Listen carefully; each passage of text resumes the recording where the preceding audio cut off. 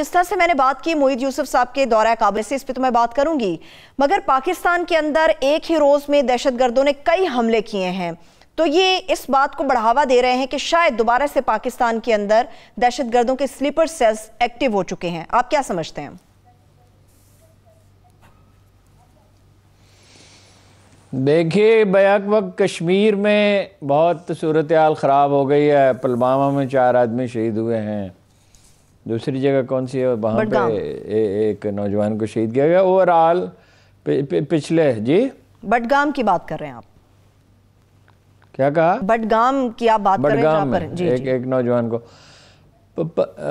2500 आदमियों को शहीद किया गया है। इसमें ज़्यादातर नौजवान हैं। एक तरफ कश्मीर में ये कार्रवाइयाँ हो रही हैं, एक तरफ टेररिज्म हो रहा है पाकिस्तान में। पेशावर में वाक़या हुआ, एक पादरी को हमला, 2 पादरियों पे हमला किया गया, एक जहाँ भाग हो गए। अच्छा, वो वाक़या हो चुका है अपना बलूचिस्तान का, जहाँ आर्मी चीफ गए और उन्होंने कहा कि लोगों को इंसाफ के कटहरे में लाया जाएगा। और रावलपिंडी में वाक़या हुआ है, एक सिपाही पर हमला हुआ है। तो ये इसमें एक पैटर्न है, यानी ये है कि पाकिस्तान को चैन से बैठने नहीं दिया जाएगा। इसी पस मंज़र में मोहित यूसुफ गए हैं और उन्होंने वज़ीर आज़म से भी मुलाकात की है, नायब वज़ीर आज़म से, और वज़ीर ख़ारिजा से भी मुलाकात की है जी। हनफी साहब से भी और मुत्तकी से भी। तो मेरा ये ख्याल है कि उन्हें रियासती अदारों का मैसेज भी पहुंचाया है, सूरत हाल उन पर वाज़े करने की कोशिश की है। अब उसका नतीजा क्या निकलता है ये देखते हैं। गुफ्तगू तो अच्छी करते हैं मोहित यूसुफ साहब से, लिकाबंदी से बात करते हैं, लेकिन ये है कि उसमें कई पहलू हैं मामले के। एक तो ये है कि तालिबान का उस तरह से पूरा कंट्रोल नहीं है, इसकी रियायत उन्हें दी जा रही है, उन्हें समझाया भी जा रहा है, ये भी बताया जा रहा है कि पाकिस्तान वाहिद रियासत है जो आपकी मदद कर रही है और आपको कुछ करना चाहिए। लेकिन दूसरी तरफ ये है कि वो कोई बहुत ज़्यादा सीरियस लगते नहीं हैं, यानी जितना उनका कंट्रोल है उतना भी नहीं कर रहे।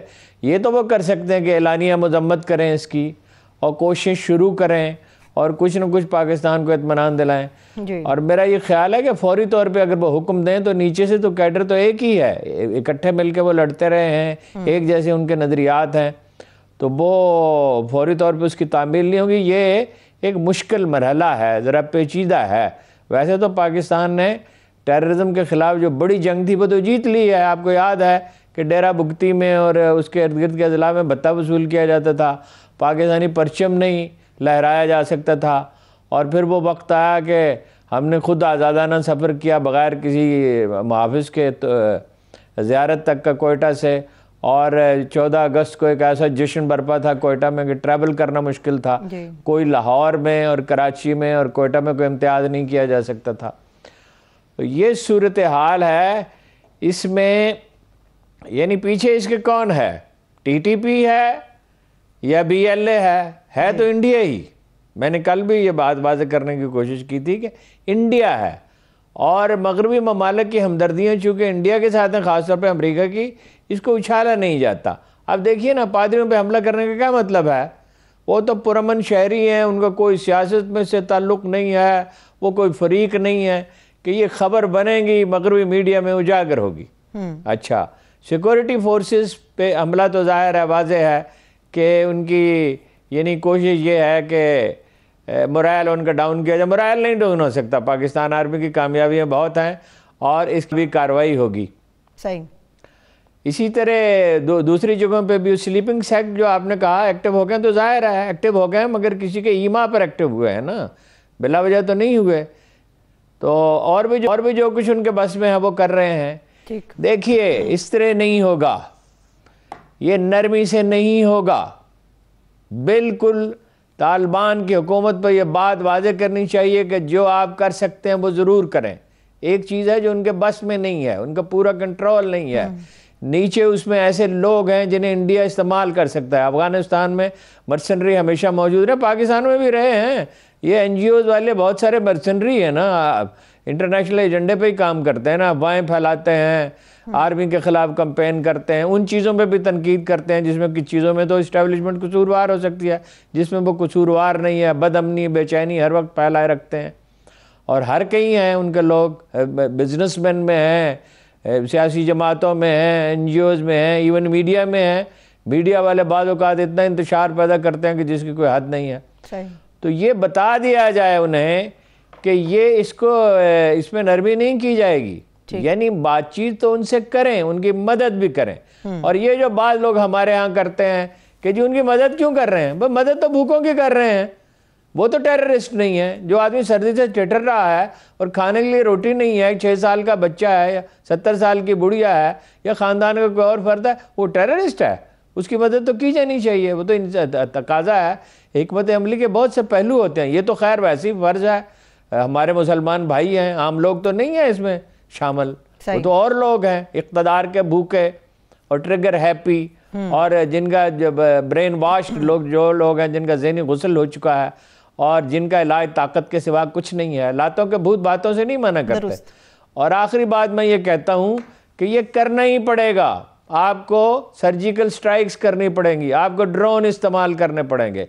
आप मोहलत दे सकते हैं उन्हें, 1 हफ्ते, 2 हफ्ते, 1 महीना, 2 महीने, 3 महीने, हमेशा नरमी से, मज़ाकरात से मसला हल करने की कोशिश करनी चाहिए, लेकिन अगर नहीं होता तो कार्रवाई करनी चाहिए। ठीक है। चलिए हारून साहब, आपने जो बात की है, आपको याद होगा जब तालिबान ने अफगानिस्तान को टेक ओवर किया था, उस वक्त भी पाकिस्तान को यकीन दहानी कराई गई थी कि हमारी सरजमीन किसी दूसरे मुल्क और खासतौर पर पाकिस्तान के खिलाफ भी इस्तेमाल नहीं होगी।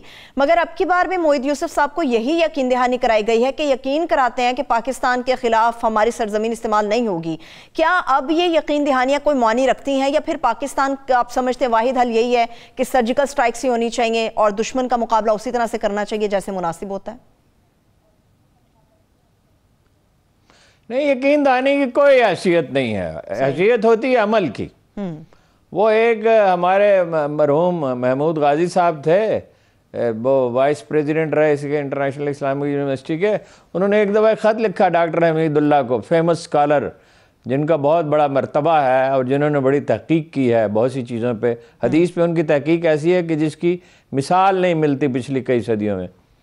तो वो एक तन्हा आदमी थे, एक मकान में रहते थे और सारा वक्त इल्मी काम करते। फ़्रांसीसी ज़बान में कुरान मजीद का तर्जमा भी उन्होंने किया है, बेशुमार किताबें लिखी हैं, बहुत से लोग उनकी वजह से मुसलमान हुए और वो एक गैर सियासी आदमी थे। और डॉक्टर महमूद गाजी बताते थे कि जब वो यंग आदमी थे और PhD उन्होंने किया था, तो उन्होंने एक ख़त लिखा उन्हें कि मैं फ़लाँ फ़लाँ मौजू पर तहकीक करना चाहता हूँ। तो उनका जवाब मुझे एक एक लफ्ज़ ज़ुबानी याद है। उन्होंने कहा, मैं इस्तांबुल, ख़त में लिखा, मैं इस्तांबुल के लिए पाबरकाब हूँ, आपका ख़त मुझे भाया नहीं। अहमियत मतन की होती है, उन्वानात की नहीं। सही। अहमियत अमल की होती है, वादों की नहीं होती, दावों की नहीं होती। फिर अफ़गानों का मिजाज ये है कि टालने में अपना सानी नहीं रखते। लेकिन ये है कि बहरहाल आखिर ये कब तक सब्र करें। मैं ये नहीं कह रहा कि आज सर्जिकल स्ट्राइक करें, मैं ये नहीं कह रहा कि आज ड्रोन, उन्हें पूरा मौका दें, उन्हें मुज़ाकरात करें, उन्हें समझाएं इसकी इम्प्लिकेशन उनके लिए पाकिस्तान के अंदर क्या हो सकती है। पाकिस्तान में राय अमल उनके खिलाफ होती जाएगी,